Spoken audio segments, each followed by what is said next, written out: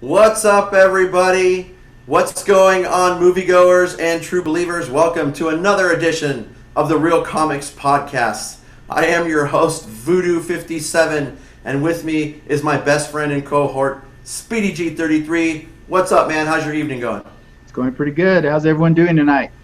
Civil War time once again. That's right. We got a big review tonight. This is our review of Civil War. But as always, before we kick anything off, we always start with a little bit of news. If this is the first time you're joining us, then we're going to give you our spoiler-free review of Civil War. And then we're going to hit you with all the spoilers, all the highlights, everything you need to know about the movie. And of course, within that, you're going to know whether we recommend you see it or not. But first, let's start off with some news. Hey, Speedy G, what do you got for us first this evening? Oh my goodness.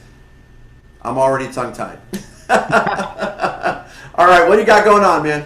Well, big news on the small screen. We're going to talk about the comic properties on television. A lot of news today. There's been bad and good, and I think we'll start with the bad, get it out of the way. Marvel fans, it looks like ABC has said goodbye to Agent Carter. Yes, they have. They haven't renewed it. And I think that may be the end of Hallie Atwell on Marvel television and possibly in Marvel movies. So that's a bummer. Really liked her. She was a good actress, and I really liked the guy who was playing Howard Stark. Maybe he's tied up with Preacher now. Yeah, it's a shame. And then on the flip side, the spin-off series for Agents of S.H.I.E.L.D. that was going to be called Most Wanted, I believe. That was going to feature Hunter and Bobby Morris from Agents of S.H.I.E.L.D. has also not been picked up. And that's kind of sad because if you are caught up with Agents of S.H.I.E.L.D., you know they've already left the show. They left the show to film the pilot, and now they canceled that. How are they going to work them back in? They were two very popular, very strong characters on the show, and they just kind of are dangling in the wind. I think because they are so popular, they are going to find a way to get them back in. I can pretty much guarantee you, as long as Agents of S.H.I.E.L.D. survives a cancellation, bad ratings, all the other fun stuff that comes with it, I pretty much can guarantee you they're going to find a way to work it in. Now, will it be a good story? I can't guarantee that. But they will find a way to work it in. You know, the only thing, though, is Adriana Paquin, is that I believe how you say her name, she may be fed up because she was made a lot of promises. She was coming off movies when they first signed her in Agents of S.H.I.E.L.D., and they talked about possibly her going onto the movies and being Hawkeye's girlfriend, all these different things. Then she gets promised a spin-off that she's going to star in. That gets caught. She might just say the hell with it and walk away from the whole thing altogether because she's a big enough actress. Like I said, she was doing movies. She was in John Wick. She was great in John Wick, actually. So she doesn't need it as much. So that could be where she just says, you know what, I'm done. I'm done, right. Definitely. You know what? I think they will do what they can to appease her. She was a big part of the show, and so was he. They had this really great chemistry together, and if they want the ratings to go back up and they want the followers to continue on, I think they're going to have to make sure that they find a way. He did a good job of being kind of like the way Hawkeye is in the comics, not the Hawkeye they've made in the movie. So it really worked, that playing off each other. So it's unfortunate. Totally, now the completely agree. You want to hit the good news? All right, go for it. Well, maybe good news to me. I know you're not a fan. But it's looking like CW is now standing for Comic Book World because Supergirl has been renewed, but it's going to be on CW. And then also another product being put together, a comic book product by Bertolini Productions, is Riverdale, which is based on the Archie comics. So you add that to already Arrow, Legends of Tomorrow, Flash, and iZombie. That is 6 comic book properties on CW. It's kind of interesting. Yeah, I like that. I like that take. Comic World. Is that Comic Book World or just Comic World? Comic book, Comic World, whatever. But well, you know how I feel about Supergirl. If anything's going to save it, it's probably going to be the CW, if at all. I do know that I checked a couple of sites that had really strong followers of the show from the beginning, and they have fallen off. Yeah. I don't know why, I have to admit, because I haven't watched the show, but I found that very interesting because I thought it had a strong following, but who knows? We're going to find out. Yeah. You know, again, I agree with you. but it's a balancing act because Right. part of what Supergirl's following is young girls, Right. younger, and you don't want to make it too grown up and soap opera that you turn them off and mom starts saying, I don't want you watching that no more because, they get a little more into the romance and a little darker. Even Flash has a tinge of darkness to it. Zoom could be kind of scary to kids. Oh, yeah. So you have to kind of find that balance, but I definitely believe it. I mean, CBS was the wrong place for that. They're going to lose on the budget.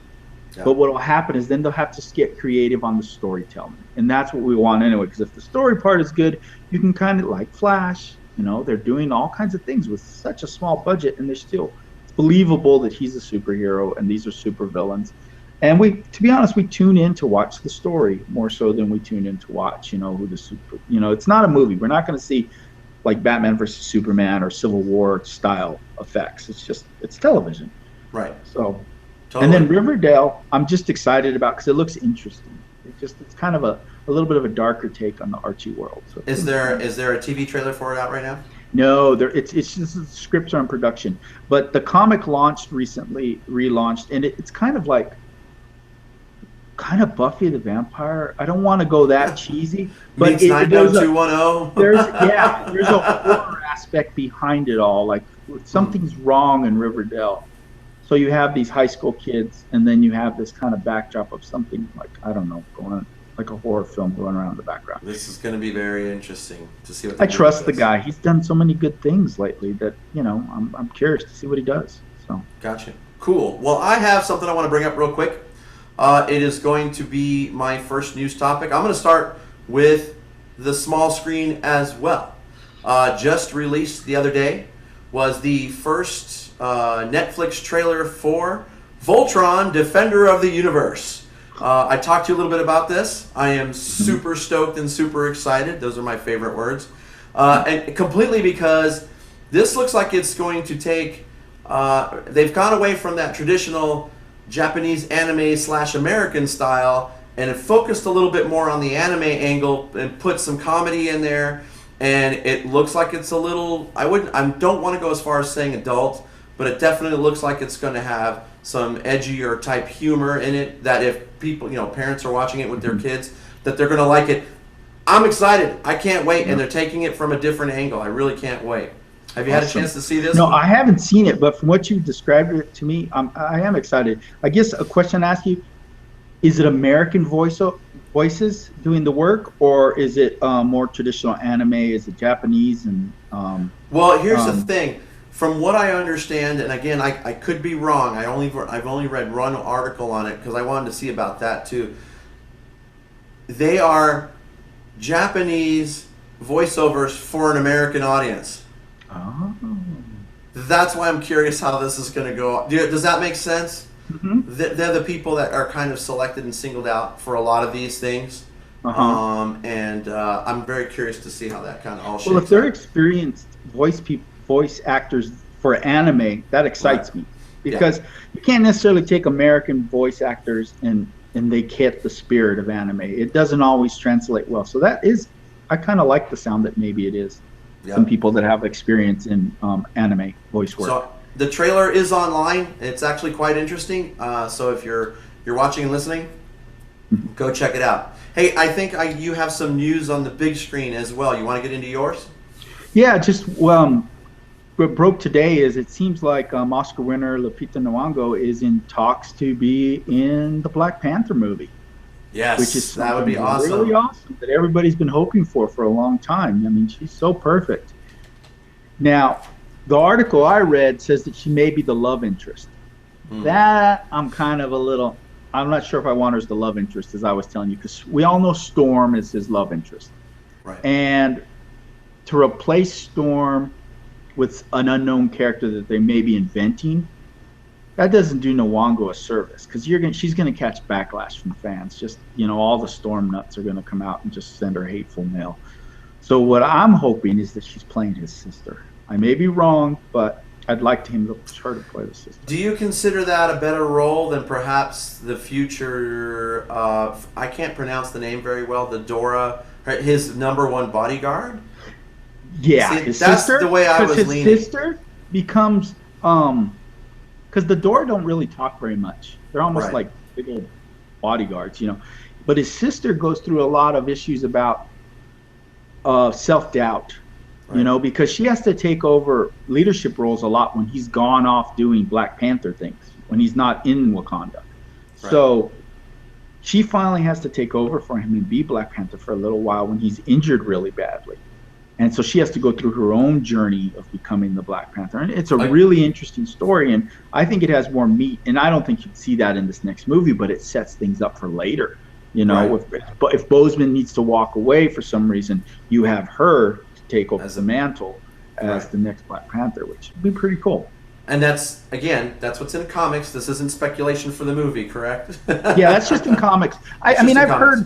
heard, fans have been tossing it out there. Of course, I'm not. That's not all Right. me. I mean, I've been seeing that all over Twitter. Hopefully, it's Suri. But Right. the sites are reporting love interest, and we'll see. You know, We will definitely see. Cool. I'm headed back to the big screen for my next story. And again, I'm super excited about this project. I'm more curious. Let's take excited out of it and let's make it curious. Another trailer dropped yesterday, and that was the Assassin's Creed trailer with Michael Fassbender. yes, Did you get a chance to check this out? I did. What did you think of it? I want to get your take before I give you mine, and a little piece for my sons as well, who's a huge Assassin's Creed game player. Visually, it was amazing. It looks like they have a great story lined up so that it doesn't feel necessarily like a video game. Like if you didn't know anything, didn't even know a video game existed, you'd just be like, that's cool. Right. That looks like it's something I'd want to watch, which has been a problem with some of these video games. They're trying too much to honor the video game to the point that it doesn't have a story. This looks like it has a story. Right. Now, my only knock, I did not like that Kanye music in it at all. Yeah, It's jolting. You're watching it and you have that moody music, and all of a sudden he talks. Kanye is Right. like, "What the hell is that?" I know what they're going for. They're trying to get that younger audience, but for me, I was like, no, it detracted. I would have rather had for this first trailer, I would have rather had a score. Right. Just like, Suicide Squad had a I score think- in the first I one. think Then we're gonna they brought the songs in. I think we're going to get the score. Don't let your age show, man. Don't let Yeah, your age I'm show. grumpy Don't kick old the man. kids. Don't kick the kids off the grass, dude. You All know what? right. I'm proud to say my kids don't like Kanye. I can say the same thing. Definitely say the same thing. All right. So when I saw this, I totally got excited. It does look amazing. I noticed a couple things that my son saw right away that I want to mention real quick. The storyline that they're using is one from the video games, at least parts or pieces of it. In particular, Machine that's shown in the trailer itself. He says that looks very different, but it looks quite cool, he said.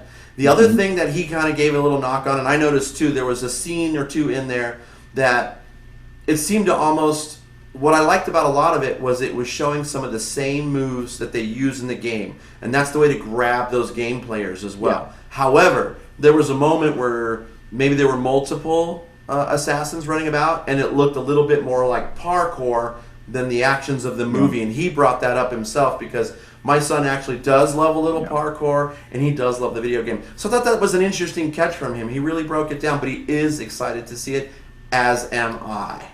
Very Yeah. cool. I saw Yeah. the parkour, and it makes sense because you have to come Right. up with a way to make it's not a video game. Right. We're trying to make it people. So how would people get down and across all those buildings? Well, they it did is make... parkour. Yeah, you there, know? I would say at least 90% of the moves that they've showed in this trailer were directly from the video games. Even though his stand in battle, the way he would fight somebody is very dead on. So, yeah, cool. Assassin's Creed, another movie for us to check out and Yeah, possibly review. It's surprisingly, it shot up. Now we'll see when it all comes out, but with that on that trailer alone, it really shot up on my list. That's for sure. All right, cool. Do you have any other news for us at all today? No, we gonna hit that certain casting, or time's already passed? I know that was No, we're good. We can go ahead and touch on that. You want to do that one? I'll let you do it, even though I should be doing it. You know what? Go right You ahead. should be doing it, because when I saw that you posted it, I basically said, I don't know who the fuck that is. I'm not gonna lie. I don't. I have no idea who that is. Oh, come on, man. Seriously? No, I don't. I haven't seen Well, that that's movie. you So, did not see Hail Caesar. That's the no, problem. I didn't. So I have no idea. Oh my goodness, man. And I You know still have what? no idea. I know he's in Hell Caesar, but I don't know what that means. Nothing to me at this point Right. until I see it. All right. So listen, what we are talking about is the young new actor that has been cast as the young version of Han Solo. He has recently been seen in Hail Caesar, which he played an amazing role, believe it or not. And his name is Alden Ehrenreich. And his character in Hail Caesar is spot on, amazing. He's probably the best thing about that movie. He's got chops, so I'm really looking forward to seeing how they he takes the attitude and the role of a young Han Solo. I know you don't know a lot about him, but maybe if you got to catch some videos or pieces from Hail Caesar, which I'm sure are on it YouTube. should be hitting DVD soon, so I'm just waiting, and then I'll watch the movie. But I didn't see it in the theater, and until it becomes available on my Netflix to have sent to the house, I'm probably not going to see it because that's not the kind of thing my kids are going to watch. So that's going to be a me-only movie. Right. So I'll give you an interesting. Here's an interesting side review of that, or at least his role in this particular movie. He plays a rodeo cowboy with such a heavy accent when they're making movies back then in the golden age of movies that they want him to talk as little as possible. They want him to shoot his gun, twirl his rope, but he's got a beautiful singing voice, and they try to put him in a more modern kind of suit and tie, dancing with the gorgeous girl in the dress role, and change his twang. And there's a scene with Ray Fiennes where he tries to get him not to say these certain words a certain way, and kind of upclass him a little bit. And he just can't do it. But his character, he's got the swagger, of a country rodeo star like a Roy Rogers in this movie. But his look, when they put him in the suit and tie, is pure James Dean, man. This guy has got it. I'm telling you, this is a good pick, and I'm going to predict it right now. Unless the story and the script is a flaw, he's going to do a great job. I'm saying it right now. I'm calling it. I'm saying it right here. 12th of May, 2016, before the movie's even started. I'm telling you, it's going to be a great pick. now these are some things I heard that I wanted to ask you. Go Now ahead. there is a rumor that he is going to be in Rogue One. I've heard that some other people that are pretty big Star Wars fans, other podcast guys, they're concerned that he has a big enough role that now it's kind of changing canon. Like, do you understand what I mean? Like, okay, if it's just a Han Solo story before New Hope and it's kind of a side story, cool. But if we're seeing him like play something leading up to New Hope, now he's really treading on Harrison Ford land. You understand what I mean? Right. Kind of thing. It kind of be like if they recast Luke and they took it all the way up to the beginning of New Hope, or they recast Princess Leia and took it all the way up to the beginning of New Hope. Right. Like I don't expect to see that, to be honest with you. I think that rumor is way up here. Now, that's not to say she can't walk into a bar and standing at the bar is what? A young Chewie and this guy as a young Han Solo? yeah, he doesn't even say anything. He just looks at her or something. It could be that kind of that quintessential moment where there may be a passing. I don't expect to see him have a role. See, that's what I want. Right, but now that you mentioned it, I got to spit this out real quick. I don't want to take us off on a tangent, but I saw it. I thought it was pretty amazing. I don't know if you came across this photo. Speaking of, leading into other characters and younger versions of this other character, somebody took a picture of the guy, and I can't think of his name right now, who plays the Winter Soldier, plays Bucky Barnes, and put it right next to Mark Hamill and gave him Mark Hamill's hair and outfit, and damned if they didn't look like freaking twins. Did you see that? I did see that. It was pretty amazing. So if they had to pull off passing by a young Luke, who better to do that than freaking Bucky Barnes guy? Yeah, he looks pre-accident Luke too. Right, exactly. So that's when you want him at his purest, right? So yeah, don't want to go off on a tangent, but yes, definitely excited to have this guy cast as the young Han Solo in my Star Wars news slot of the day. So cool. What do you say we move on? Yeah, let's get going to ours. Let's get going. All right. So once again, if you haven't been with us before, you are new to our channel, you are new to our podcast, you're new to listening it, because we're going to start heading that direction on another feed. We're going to start you off with a spoiler-free. I'm going to lead you into it, let you know who's into it, and then after that we're going to break it down, maybe even give you some highlights of exactly what's going on in Civil War. I guess I should say Captain America Civil War, or as I've told my kids, the Avengers 2.5. You ready for it? Yeah. All right, for sure.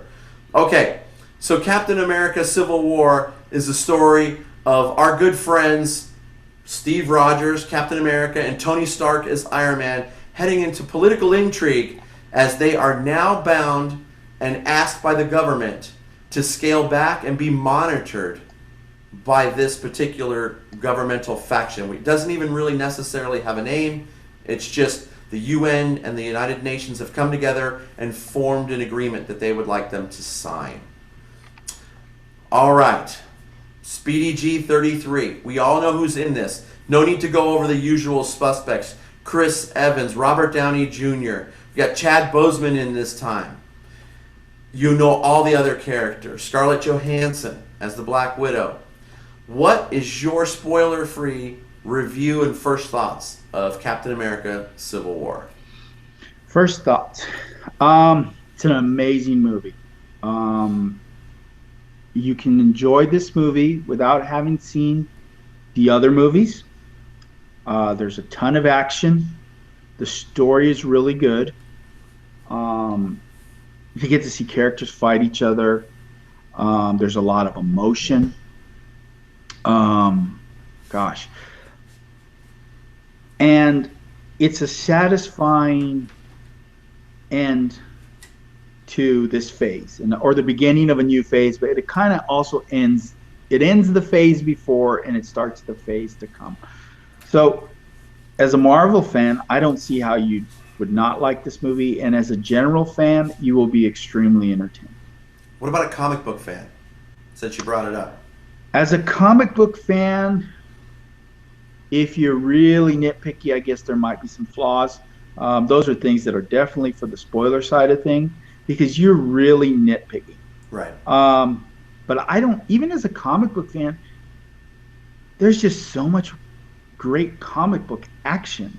I mean, true comic book action, that I don't know how you could be so jaded that you're so upset that the story didn't follow exactly the comic book, that you can't see all the other wonderful comic book stuff that's going on. Because this is a comic book movie. There is no doubt about it. You feel it, you know. For sure. So. Well, on my end, I'm going to tell you right now, I totally loved it. I was fortunate enough to catch it at a Tuesday preview before the release, thanks to the wonderful people at the Tucson Comic Con. I won some passes there. From beginning to end, and before this movie, before I even sat down in the theater, you and I did a Sinister Six to start off our actual podcast channel. And one of the things that I said in that was that this was my most anticipated movie of this year. And I still hold true to that. Now, Suicide Squad's really pushing it. They keep putting out these great trailers, but to stay on topic, it still is. The Winter Soldier storyline, the Captain America storyline within the Marvel Universe has been my favorite. I thought it had a great first movie. I thought it had an amazing second movie, which I probably thought was one of the best Marvel movies until maybe Guardians of the Galaxy came out, and maybe it dropped to number 2. And then I knew that this one was going to bookend, and it did not disappoint. I definitely highly recommend that you see this one. I've seen it twice, and I'm glad that I have, because I even caught a couple things that I had not seen before. So it was very interesting to see that stuff. The story moves smoothly. The way they intricately break it down and start right off the bat so you can see why characters are picking certain sides, and when we get to this point, I think was pretty spot on.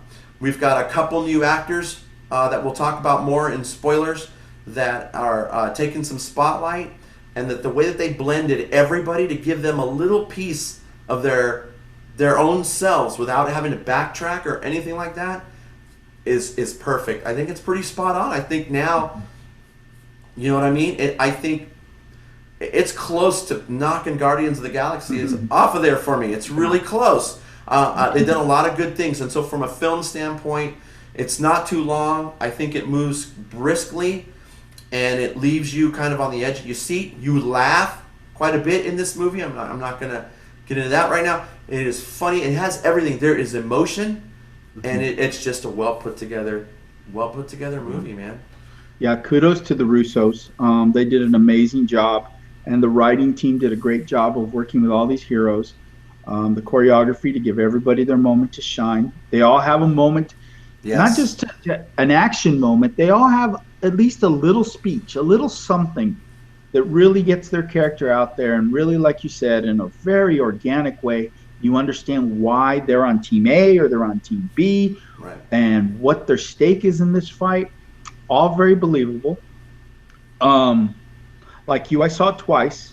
I didn't get to see it in IMAX till the second time because of some other things that came up. I had to see the opening night non-IMAX, right, but even better the second time. Yes, it's funny, and I know that is the one knock you constantly hear is Marvel's jokes, ha ha ha. But to me, comics are funny, and when people get a little too serious, you know what? There's jokes in DC Comics. I hate to break it to those guys, but there's jokes. Right. I want to say it this way. I got to say this real quick. I believe, and this is my honest belief, that if you're hearing what I'm saying and you go to these movies and you're not too what I call comic book jaded, and it has to be the exact same as you read, the right characters are funny at the right time. That's what they're good at. Okay, this isn't just slapstick. They miss like everything else. Yeah, every once in a while it's not perfect, but I thought they're pretty dead on for such a huge cast. And you've got to give them credit for it. And as a moviegoer, and and as a background kind of comic book reader, it's been a while, but looking from a movie standpoint, this is what I want. I don't mind dark because believe me, we'll talk about it in spoilers. It does get dark for those who don't have an insight to what was coming, and it's very, very dark. Yeah, I mean, it's funny you talked about where you ranked it, and I ranked it number 2, and it was more not that I expected this to be a bad movie. I knew this was going to be a really good movie. I just think that the Suicide Squad, which I ranked higher, is going to be something so completely new that I have a little more anticipation. But yes, I knew this was going to be good, and it delivered. And then you talk about the rankings. We talked about this last week, how I have Civil War under Guardians. I'm going to really have to sit back and rethink my ranking, because after watching, I have Winter Soldier. After watching Civil War, I like Winter Soldier even more. True. And I would actually say that Winter Soldier is still better than Civil War. Civil War, a lot happens, and it's fresh in my mind, and there's all that. It has all these heroes in action. But as a movie by itself, Winter Soldier now, to me, I looked back at it and I thought about it, is just absolutely the best Marvel film. There's no doubt in my mind now. There is very little to complain about in Winter Soldier. And Civil War just made me realize even more what a great middle movie that is. Yeah. How it grew on the first movie, or expanded on the first movie, and it really set up this great other movie. It is, it's a great movie. I think it is an amazing trilogy. You know what? Your points are great. They're totally valid. I would tend to agree with you. I mean, I don't know where. I would have to sit down and think about it and watch them again. Yeah, I would definitely say you're right. I would definitely say that Winter Soldier has now not only become maybe, I wouldn't say more important, but definitely better all around with this as its backup. It was definitely a good middle. How's that?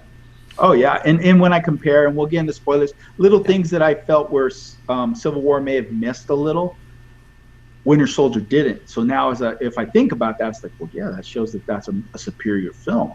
Right. And so I have to really rethink my rankings. But we'll outstanding. Do that so would you give this film a recommendation? What would you tell somebody? Yes, I would. I would definitely say go see this. Try to see it in IMAX because it's amazing. This is one of those films that is worthy of the IMAX view. Don't feel like you had to see the other movies or know what the comics is. You can get it from just seeing it as its own entity. You will enjoy it. Now, if you really feel like you needed something, the only movie you really have to see is probably Age of Ultron, because you can even get away with not seeing Winter Soldier, because the Bucky thing is kind of explained pretty well in Civil War. But Age of Ultron, it kind of grows on threads that were left from Age of Ultron. So you might be like, oh, okay, I see it. And it really does add, it grows on the rest of the movies that happen, but you don't have to see them. This movie is written so well and done so well that you don't feel like you missed anything by not seeing the other movies. The other movies enhance what you saw, and they may build an emotional tie to all these great characters. But I think you'll be fine even without it. And so, yeah, go see it. You'll really be happy. And take the kids. The kids will love it. Kids will love the hell out of it. I totally agree. This is definitely a recommend for me. I think you're absolutely right. Well, I'm a little 50. I would say, yeah, watch Age of Ultron. It wasn't a great film, but it's a good lead into this one. If you're not caught up. Yeah, no, it's a little smoother catch up, because that way it involves all the characters, and then it's a smooth lead into the new ones we're about to talk about here a little bit in spoilers. But go see it. Definitely check it out. I saw it in XD 3D, and then the preview night I just saw it in standard 3D. And both were good, but the XD, I have to admit, was pretty awesome because it was nice and loud. And yeah, definitely. Yeah, so, with that being said, what do you think? You ready to? Yeah, let's dive into it. Let's do some more Civil War and dive right into it. Okay. As we mentioned at the top of the show, this is now going to be our spoiler portion of the show. So if you don't want to know, you haven't seen it yet, stop watching us, go out and watch it, or come back in a little bit and we're going to wrap up the show. But we want to get deep into it. Man, there's a lot to talk about. And so what do you say, Speedy G? Let's get into some spoilers. Yeah, let's get into it. Let's talk a little deeper on everybody. All right, go for it. Well, first of all, like you've been saying for the past 2-3 weeks as we've talked about this, you're a huge fan of the whole Captain America arc in the trilogy. So were you satisfied? Did this leave you at a place where even if they didn't make another Captain America movie again, you're like, you know what? I'm happy. They did it for me. They hit the mark. Yes. I feel like I predicted that this movie was going to be the perfect bookend when I did that Sinister Six show, because that's exactly what I said. And it not only left us with the perfect bookend to this particular trilogy, whether he comes back or not in the future, Captain America, but I also thought it set us up really good for the next phase of the MCU. And not only that, since we're already in spoilers, let's talk about that. If you are still listening and you heard us earlier talking about Agent Carter, let's talk about that also real quick. It also solidified in the movie that she had passed on. So was that a final farewell because they knew they were going to cancel the show? Who knows, but it was the other way around. Or the other way around. But yeah, it sure changes that. If I would have known that watching that, it was an emotional scene anyway, but it would have been even more emotional if I would have known at that moment in time that was it. That was the last time I was probably going to see Hallie Atwell in a Marvel-related event. I would have probably been even sadder. That's for sure. I really enjoyed her work. So I liked it. It's too bad it couldn't carry on. But to the topic at hand, definitely. I thought, again, if you tell me you take the whole Marvel universe, yes, Guardians of the Galaxy is a great movie. Iron Man 1 is great. I want to see the 3 Captain Americas first. I didn't mind the slow kind of pace of the first Captain America, first Avenger. I liked it because I think it got deep after he became who he is today. And of course, we've talked about the Winter Soldier to death, and I think we're going to. It's probably one of the best MCU films out there. And this was just the perfect cap on the end of all of it. It really was. What are your thoughts on this particular trilogy? Oh, so well done. I mean, Chris Evans, Robert Downey Jr. gets a lot of the credit for all these, but man, Chris Evans, when you think about the type of movies he was doing, and he was more of kind of a funny guy, and Fantastic Four, his Johnny Storm, and I mean, he is such a good Captain America, man. You just can't help but root for this guy. You can't help but seeing how the other guys want to fight for him, and even the guys that are fighting against him feel bad about fighting against him. Right. And he does such a great job. And I understood. There was no doubt in my mind. I understood where Cap was coming from. There was no gray for me. I get it. I understand his point, and I'm not saying that's agree or disagree, but I understand where he's coming from. And beautiful. He was just beautiful throughout the whole thing. I thought they each we'll get into that in just a second, but I thought they each held their ground and each had a point and each had an emotional attachment to the decisions they were making in this movie. And I thought that was really big from a movie standpoint, man. I was a little curious, I was a little nervous about how they were going to try and make this movie, because you know a lot more about what we're going to call the Civil War comic book event, which is a word that you've taught me very well. And it is drastically different, but there are some little similarities throughout. I'm sure we'll get into that as well. The spirit is there. The spirit of what they do in the comic is there. Yeah, for sure. Hey, what do you think about Iron Man's arc, now that we've talked about Cap a lot here, and getting his due and his shot here to kind of shine and step forward? What did you think about Iron Man's arc in this? See, that was where I was more concerned. How were they going to do Iron Man? Because I told you in the comics, he's somebody there's no way you're going to really side with him. Say it. The guy's an asshole. Yeah. So and if you make him too much that way, then it's no fun. Like, it's like a rivalry. When you have a rivalry, if one team beats the other team every year after year after year all the time, there's not much of a rivalry in that. You want a good amount of people rooting for both sides. So I was concerned, but I think they did a pretty good job considering, and I think Robert Downey Jr. did a great job. He's grown so much from Iron Man to where he is now. I still don't like him because I still feel like he's using guilt. He's got daddy issues. He's kind of like a spoiled brat.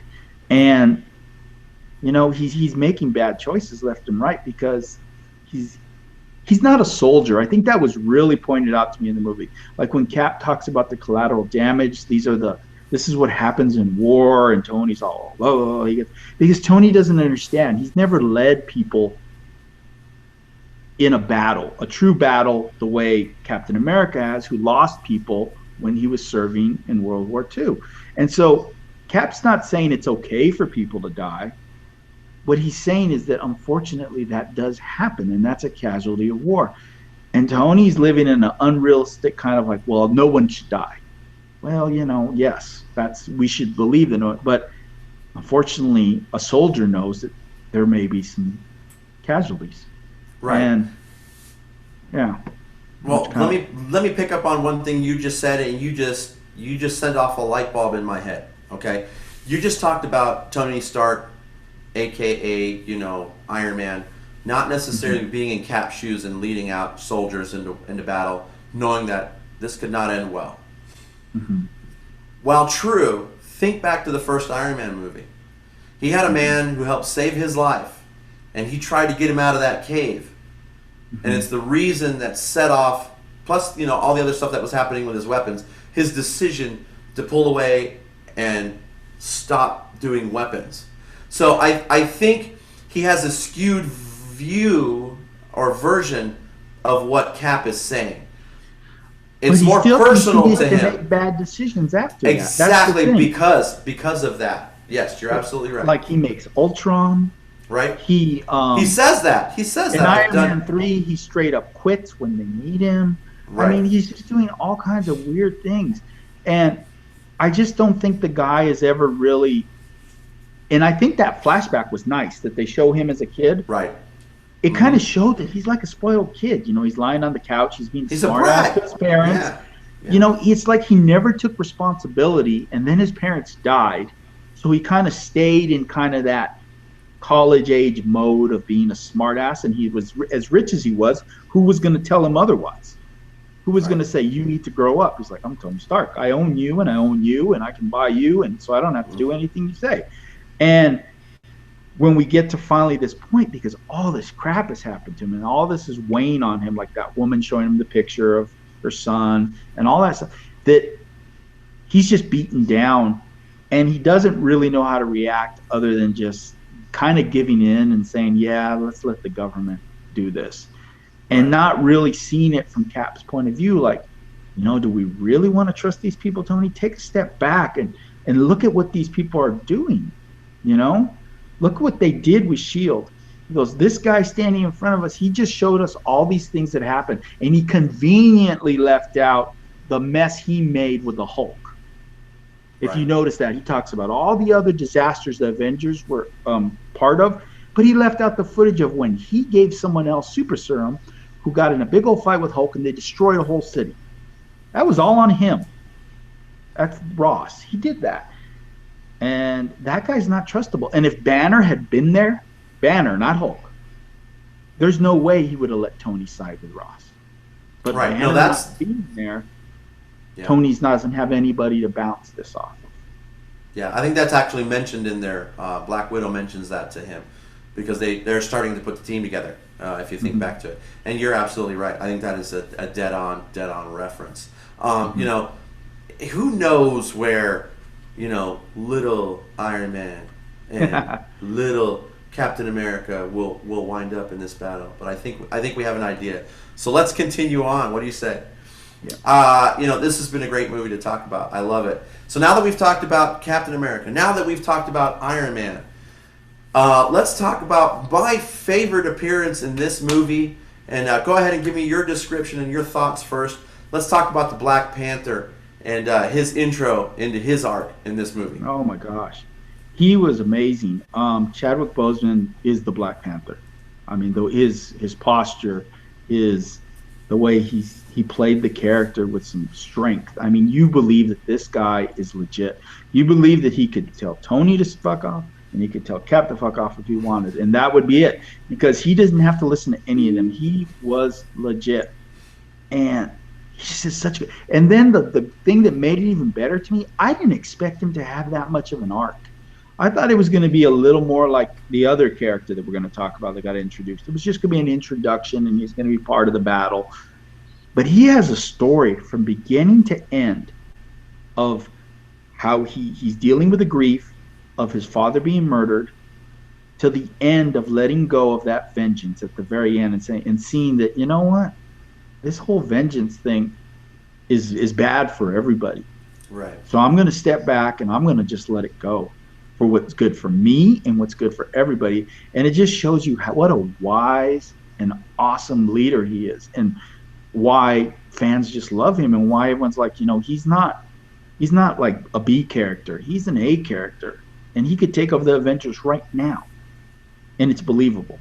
Right. No, I totally agree, man. He was definitely, believe it or not, more so than another character we're going to talk about here in just a moment, who I thought did a great job. I thought that he was the best part of this. You are absolutely right. What I know of Black Panther, my friends, as I tell you here on the podcast, all comes from my good friend Speedy G. And I knew a lot of this going in through our multiple conversations prior to the movie. And he was everything that my good friend Speedy G described. You're right. He didn't have a swagger, but he carried himself as he is. He's a prince when this thing starts off. And because through circumstances, he finds himself now the king of his own country. He's the king of Wakanda. And he carries the weight and the presence of all this. Chad Boseman, let me tell you, accents for people come and go in many movies, man. And it's difficult for them to do. Chad Boseman's was spot on, okay? I don't even know what a Wakandan accent sounds like, but let me tell you, it sounded dead. If I could picture one and I could hear one, that was it. And I thought that was amazing.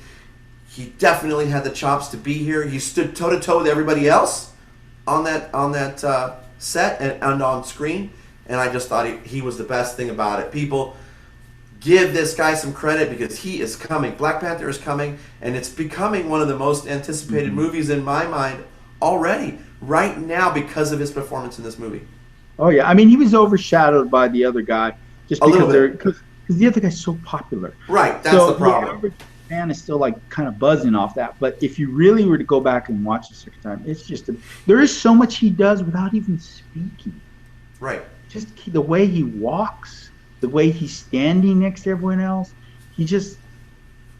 It's amazing. And that fight scene, I was telling you, the fight scene when he doesn't even have his gear on and he's going toe to toe with the Winter Soldier in a pair of like, black jeans and, black t-shirt, and he's going toe to toe. He kicks the crap out of Agent Carter and Black Widow, and then he goes toe to toe. Or no, he doesn't, excuse me.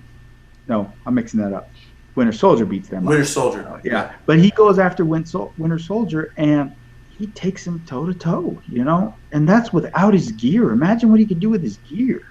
Yeah, that's the best part of it. So he can be Black Panther at one point and then turn around and be royalty in conversation, in thought, and in wisdom. The guy should be running for our presidency of the country right now because we have nobody realistically that can run this country set forward. I don't want to get into politics, but he is definitely a beautiful part of this movie, and I cannot wait to see what's left. 2018, we have to wait for that. Oh, that is a long time. February of 2018.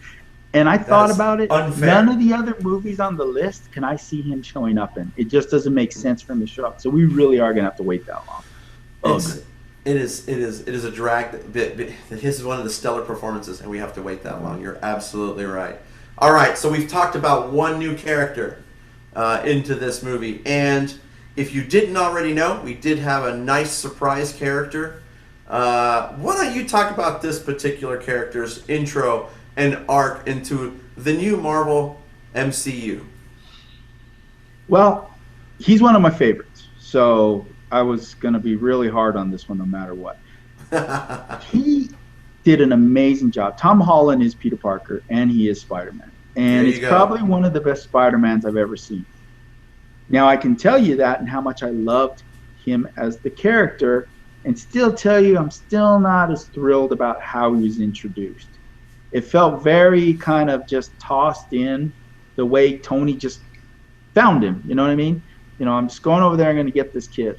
It kind of just seemed convenient in the way he did it. Once he got there, it was very entertaining, the whole things with his aunt and how they had the back and forth, and he recruits him. But there's just a lot of questions the way he did it. Like, I'm sitting back, so did he sign the Accords? Does the United Nations know who Peter Parker is? How did this happen? Or did Tony just say, well, I'm going to get you and use you, and then I'm going to send you home, but you don't have to sign this stuff? Would be, pretty hypocritical of Tony. And then it also speaks to Tony's, like, you're endangering a kid that has no, understanding of what he's getting into, but he's like starstruck. So that little part I'm still kind of grappling with, but Spider-Man himself was awesome. So don't divide the two. I love the performance, and I'm excited about the next Spider-Man. Right. It's just I felt like his introduction was kind of jammed in there a little.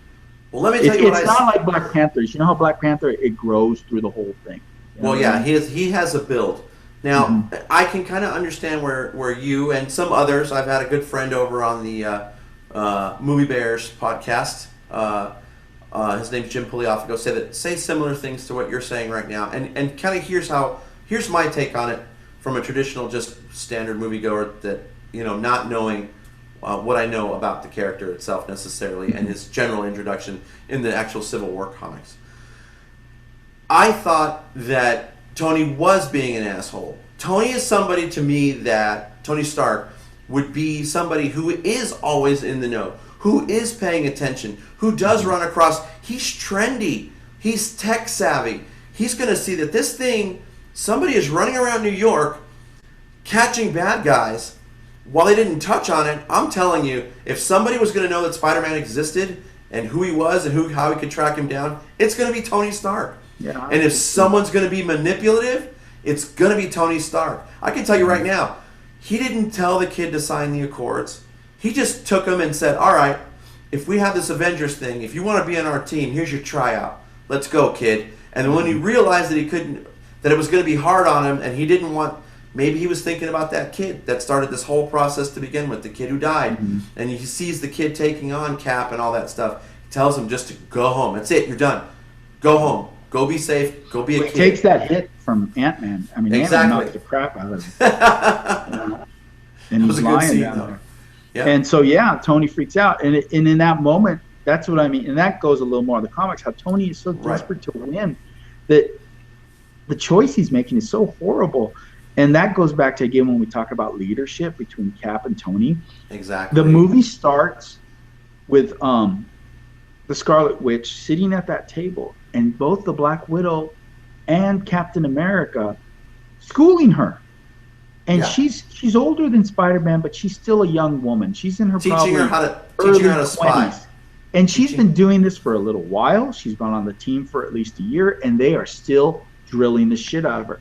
Then on the other side, you have Tony saying, "Hey, kid, go out there, get in a fight with Captain America and the Winter Soldier and all these guys that have been doing this for years. Go out there and try not to get killed. Good luck." You know, that's crazy when you break it down. You know, Right. talk about irresponsible. You know? See, that goes to that whole thing. This is, we'll talk about that, in a little bit too. I'm sure it'll come up in our show here, but that's something it took from the book. Tony Stark is a jerk. He's a jerk. He wants his side so badly to win that he's willing to just drag this kid into this situation that he's clearly not ready for. He does hold his own for a little bit. Let's not say that. And there's some great moments. He just takes a pop. Yep. Like everyone else does. He takes a pop, and Tony realizes, whoa, maybe this kid's not ready for this. Yep. You know? That's for sure. Definitely. All right. Now we've touched on several characters, man. Mm-hmm. What are some of the other highlights that some of the other heroes in this movie brought? What do you think some of your favorite are? Oh gosh, I think everybody had some great moments. So I'm going to kind of go fast. There's some different ones. Okay, touch on some of your favorite parts. First of all, Black Widow. Okay, they're talking about a Black Widow movie. I'm 100% on if the Russos do it. Yep. If the Russos don't do it, I'm not sure I'm on, because all the Black Widows without the Russos, I've been kind of like, so about. I just don't feel they've ever gotten her right. And I've told you, maybe she's miscast. She's like a whole different thing with them. She's badass. She's confident. You know what? I can even make an argument that she's the leader of the Avengers. Because when Cap and Iron Man are having their little tiff, the one who's making sense is Black Widow. The one who's trying to keep people from getting killed is Black Widow. She is trying to keep this team together and keeping anyone from getting really, really hurt badly. She's just amazing. She kicks ass. She totally does the double spy thing on Black Panther. She works him, and then boom, at the end says sorry and lets them go. And she's like, I just said I'd help you find him. I didn't say I was going to help you catch him.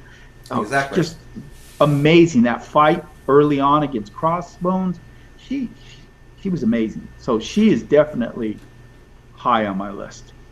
Ant-Man, when he grew, was amazing. His comedy was spot on.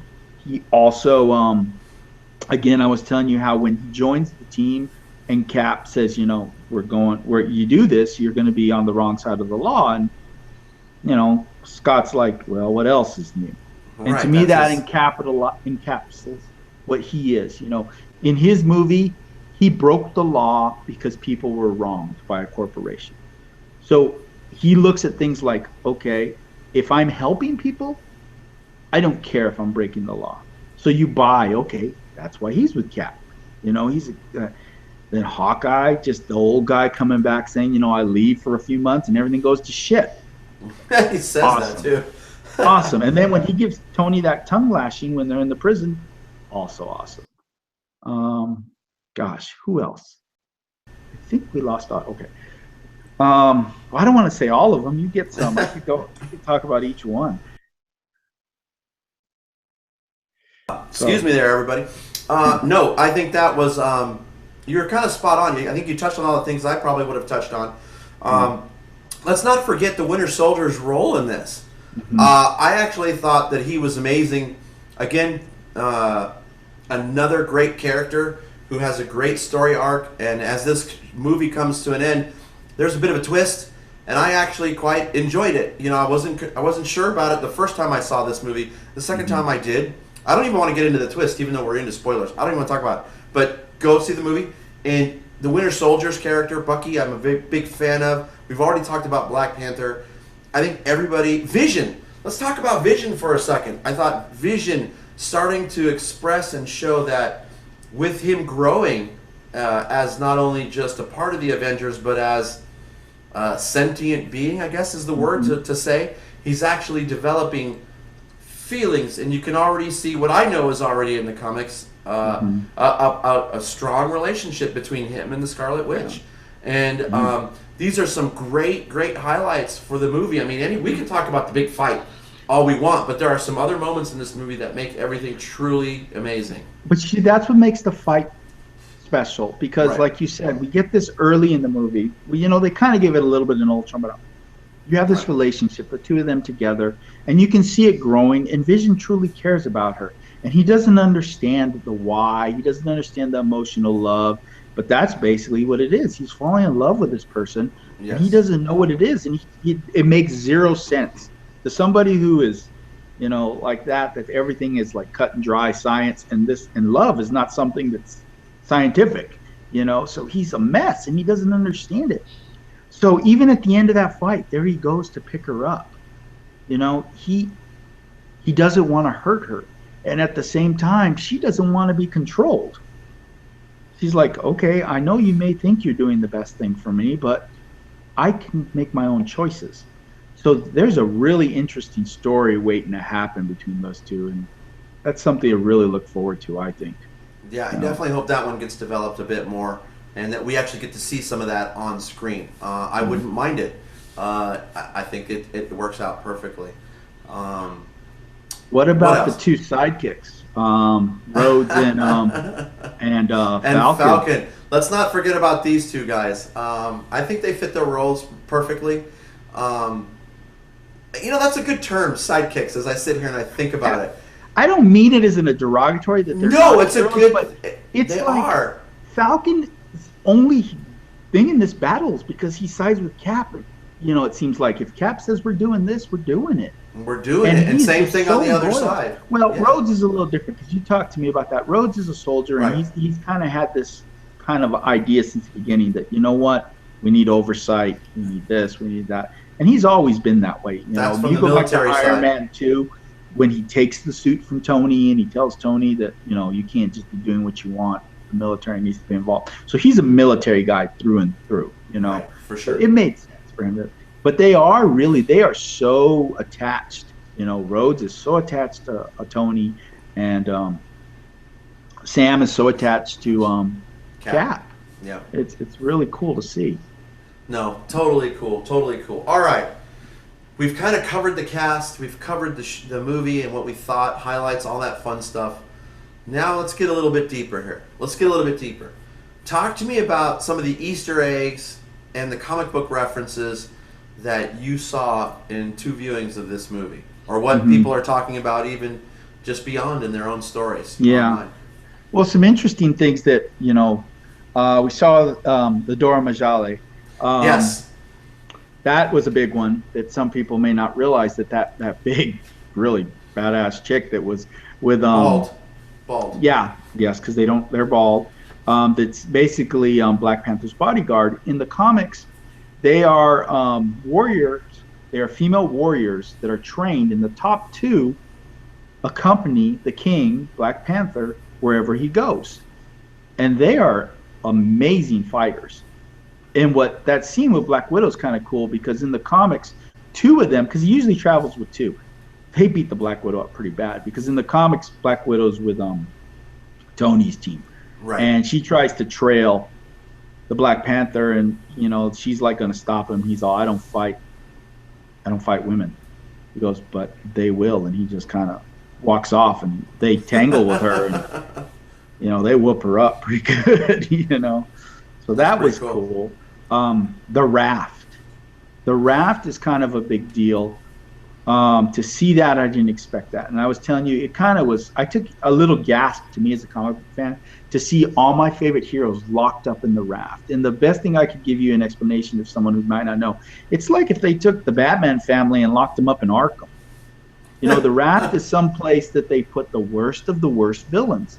And for the debut of the raft in the Marvel Universe to lock up these heroes was kind of like, wow, that's how much of a bad guy this Ross guy is. He's going to be a bad guy.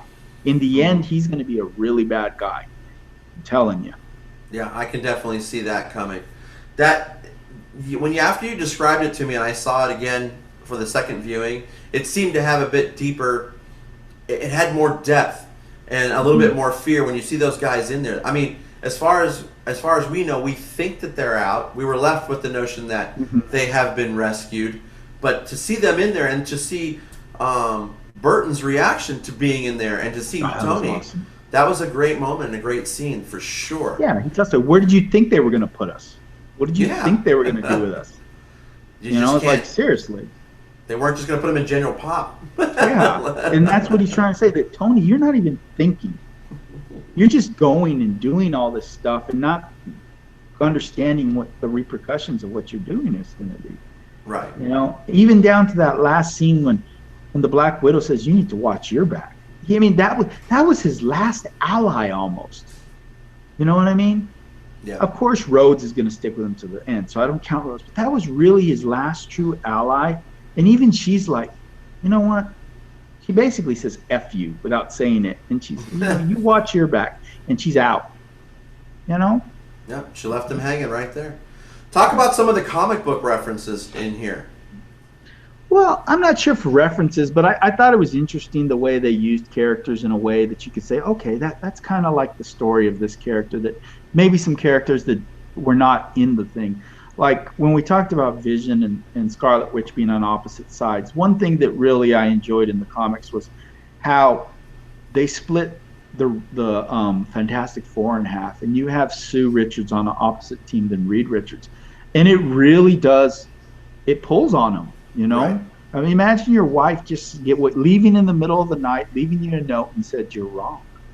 And you need to figure out where you want to be if you're in our family, in our relationship. And she goes and joins Captain America's team. And he's a mess after that. You know what I mean? So that was kind of a really good, and I kind of got a tiny bit of that from Vision and, you know, them being on opposite sides and him truly not wanting to fight her and not wanting to hurt her. I totally agree. That was kind of cool. I agree that, plus going back to the whole Stark dealing with Peter Parker kind of thing. I think they touched on some of the notes from what I've gathered from you from the comic book event, Civil War. You know, didn't go as deep as the book did, of course, but at least they kind of touched on it. You've said it the whole time. Tony Stark, his mind for the right cause is twisted, though, in the wrong way. And it causes him to make bad decisions. Well, he's a futurist. I couldn't remember the word the last time when we were talking, and that's what it is. And you know, Hawkeye calls him on it because Tony truly does believe that he's so smart that he sees where we're going, and he sees where it's going to end up. And while he may be right, you can't lock everyone up like little children. It's like everybody's going to go to their room because nobody wants to listen to me and do it the way I want you to, because I know what's right. So all of you go to your room.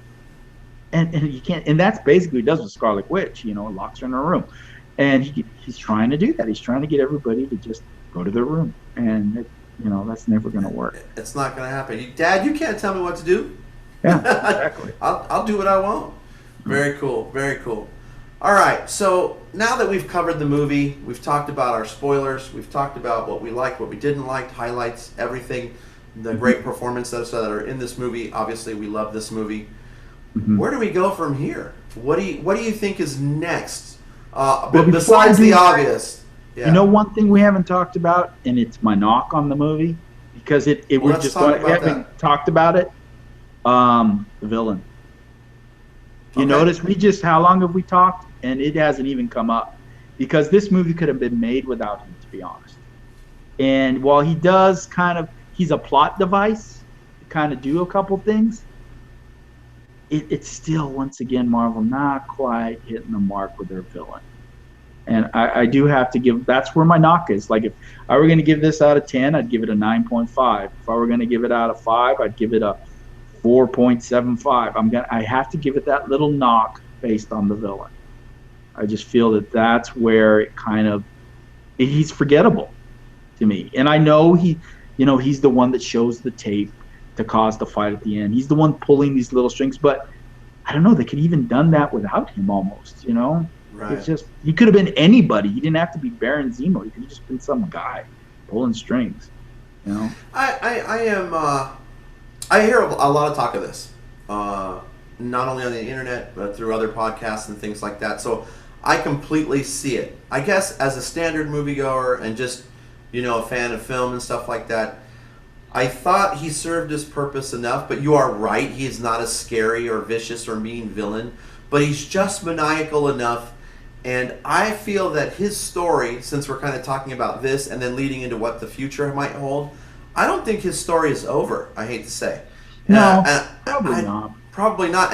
But what I mean by hate to say is that hopefully they're going to have to jazz him up a bit more, because I don't think it's over. They're going to have to. You are right. He needs to be put up on a higher pedestal so that he can stand toe to toe with whatever may come next. But right now, he's not. Yeah, let's say that they get there and Tony's able to maintain his control, even though he is upset what happened. Let's say the tape doesn't send him into a rage and Cap's able to talk him down. Then they just capture him and haul him off, and it was a big old waste of time. Let's say that Tony doesn't get there in time to see the tape, and Cap and Winter Soldier get there first and beat the crap out of him and throw him in a cell before Tony ever sees the tape. There's just, there's a lot of what it had to just happen. I know, but you're saying it in such a way that I also have my what if. Okay, so Tony doesn't see the tape because they bag Baron Zemo, but Cap's feeling guilty now, and he decides to tell him the truth for whatever reason, which is what he should have done in the first place. Now you're back at that point that we have at the end anyway. So definitely something worth talking about. But I do agree, he does not necessarily have to be in there. Yeah, that's my minor nitpick with this movie. When we go back to Civil War, when Winter Soldier, why I say Winter Soldier is a better movie, because I think Winter Soldier, the Robert Redford character, does a better job. I don't feel like he wasn't legitimately in charge and he didn't have an agenda it just felt better. It just kind of worked better. Well, I thought of him more as a villain, where this guy, you're right, was more of a plot device to push forward. And he wasn't like I consider Ross's character right now. He may be a bad guy, like you said earlier. He's the real bad guy. Right now, he's just an irritant. You see what I'm saying? He's locking up Avengers left and right. That's true. For sure. Very cool. So, okay, now that we've gotten that out of the way, future, what do you see? Oh, man. Look into that crystal ball. Oh, yeah. This is all speculation. This is going to be all speculation on my part. But I believe that we're going to get something like a Secret Avengers. We're going to have a team of Cap's team that are basically rogue. And they are just kind of doing missions on the down low, to stay off of being captured. Now, would we get that in Infinity Wars 1 or not? I don't know. Or maybe they just are completely off the screen on Infinity War 1 and they focus on the new team. What is the new team? The only people I can see on Tony's team right now for sure are Vision and Spider-Man. So he has to recruit all new members. Now, that could be Miss Marvel. That could be, what can't I remember right now? Doctor Strange. They could be the people he recruits. That could be part of his new team. Right. But those other guys are going to be off. I don't know. They're going to be. That is a great point. And it's funny you said that. Again, another little light bulb just went off on my head. I remember reading an article in which they said that the Infinity Wars 1 would be extremely different than Infinity Wars 2. So if your theory is correct, what better position to set that off in than in the Secret War to start off the Infinity War? Yeah, so they'll be doing their Secret Avengers thing. They may show them, or they may reference them, like Cap's team was sighted somewhere, and maybe they're not in the first movie. And Tony doesn't make that phone call. He has that phone. He's not going to make that phone call until he actually, honest to God, needs him. And it's going to be when Theos is taking the world over. Probably. That they're going to come to, they're going to realize they need each other. And that's, the big moment when the Avengers reunite. Maybe the Guardians come down and they deliver the message and Tony realizes he needs more help and he reaches out. I mean, there's all kinds of things. Now, on some side characters, what I'm really interested in, this is the segue for Black Widow's own movie. I think that her movie should fall into that slot that maybe the Inhumans were going to be in or something. Right. And maybe she's not in Infinity Wars, and I'd be okay with that. That she walks away from all this. Now what's happened? She goes dark. Wouldn't that be cool? She goes dark. Yeah. No one knows where she is. And then when she's reintroduced, it's in her own movie, and it's more of a spy kind of thriller that she's dark. Right. I think that'd be a good way, and just kind of maybe not have her in there. Now, I don't know if they're willing to not have Scarlett Johansson in their Avengers movies. You know, she's a big draw. But if they have enough other female characters by then, they might be able to pull that off. No, I would agree with that. I like those assessments. What about another one is Ant-Man, okay? So we're going into the second Ant-Man, the Ant-Man Wasp movie. Well, because of what happened, you know, Ant-Man's an ex-con, so the parole is shot. You know, he's a fugitive. I mean, he's legitimate. He can't go home to his daughter. Right. So what is his storyline? Is he really involved in the Ant-Man movie? Or I mean, how does Hope take the fact that he's a fugitive now? And, you know, he's basically a criminal on the run. Where does that fall? That one's the one I'm most interested in. And, like, that's how a the great hell are they going storyline. to work him back in to Ant-Man when he's basically on the run? That's a great storyline, for sure. Sure. And, of course, we've already been teased with what Chad Boseman could bring to the country of Wakanda, which is probably what I'm most excited to see. We've been saying it all night long, but, you know, that's not even speculation. I can tell you that, you know, if you stay to the very end of the movie, you're going to see that. You're going to see this great shot, this pullback of this beautiful, lush jungle, forest kind of thing, and, of course, that giant rock panther, man. So, Are the Avengers hiding in Wakanda? exactly. Is he keeping them there to keep them safe? How will Black Panther be seen as a harbinger of bad guys? You know what I mean? That'd be interesting to see. Mm-hmm.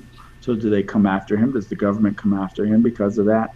Yeah, it's going to be really interesting to see where that goes. And then, of course, the big one, Spider-Man. You know, what's next for Spider-Man is Tony. We know that Robert Downey Jr. is going to be in the movie.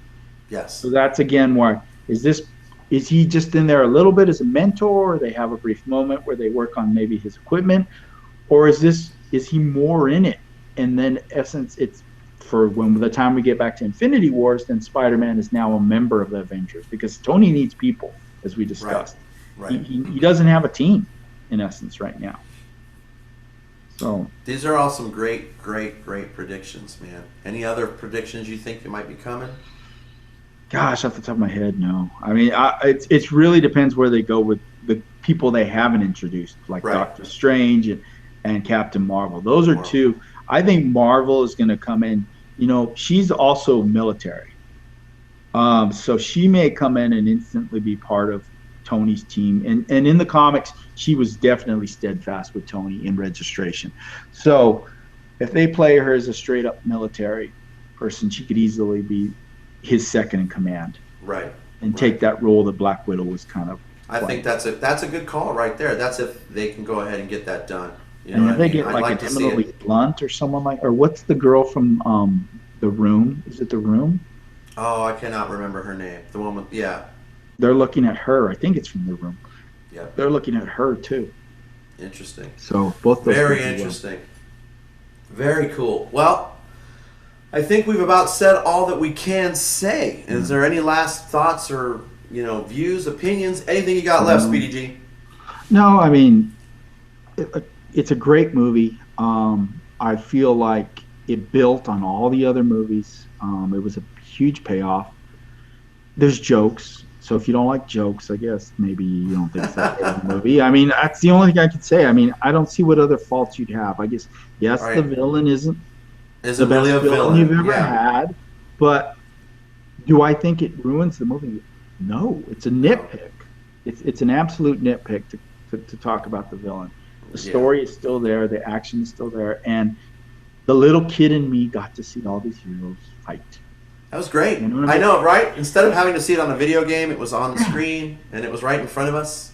And multiple fights. I didn't just get like, okay, I thought, well, maybe these two are going to fight and that's it. No, they fought, and then a new pairing happened, and then a new pairing happened, and then there was teamwork, and then there was, you forgot to do your little Star Wars references with Mr. Spidey. No, I was going to get to that before I signed off here. Yeah, as the top Star Wars nerd here on our podcast, that's probably my favorite moment when Peter Parker, aka Spider-Man, is trying to bring down the Ant-Man, who is now Giant Man, and he comes up with, "Hey, did you guys catch that old movie? What was it called? Empire Strikes Back," and they had the snow thingies. That's awesome. That was a great moment for me. Especially if you call it the old movie, man. It's and the snow thingies. The snow thingies was my favorite part too. Yeah. So definitely. All right. It sounds like we are about to wrap things up here. But before we go, something to take note of. I want to give you some reminders. As you can see, we've lost our bars. Thank you very much, Google people who are trying to work things out with their toolbox. So if you want to follow us on Twitter, you can do so at Reel. That's REEL _podcast. Check us out there, or at our individuals. Speedy G, give them yours. I'm sorry, I was looking at this. Mine is Speedy _G33 at Twitter. And mine is Voodoo _57 on Twitter. You can get a hold of us there. Also, if you're catching us for the first time, you can catch us on YouTube as well. Go to our channel and subscribe, and you'll always be updated with the latest podcasts that we put out and other fun, amazing things. What can I say? Everybody, thank you for joining us this evening. We really appreciate having you, and we really had fun with this movie. Please go out and see it. 2 thumbs up from the both of us. And, well, I guess it's time to say goodnight. Speedy G33. Have a good night, everybody. See you soon. Talk about maybe X-Men. Yay! More comics. More comic book movies to talk about. That's right.